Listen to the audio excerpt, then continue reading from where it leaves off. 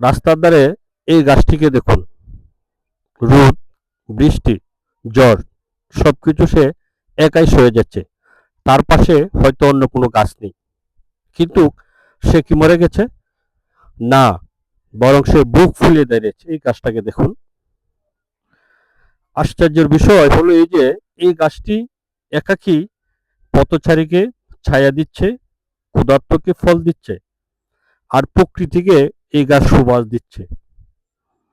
সে একা বলে কি তার উপযোগিতা কমে গেছে?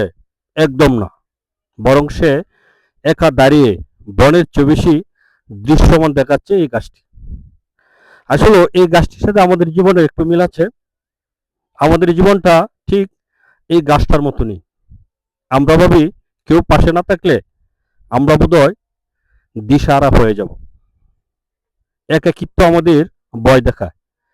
কিন্তু সত্যি হলো, মানুষ যদি চায় সেই গাছটার মতো একা বেঁচে থাকতে পারে এবং সফলও হতে পারে।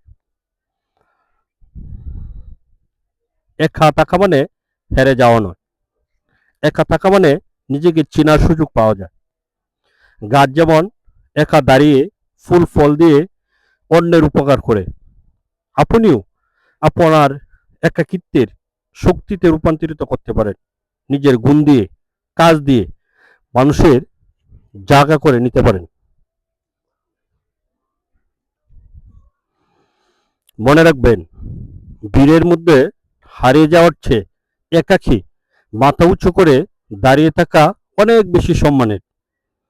নিজের উপর বিশ্বাস রাখুন, একাই পথ চলা শিখুন। পৃথিবী আপনার ছায়া এসে দাঁড়াবে। ভালো থাকুন সবাই।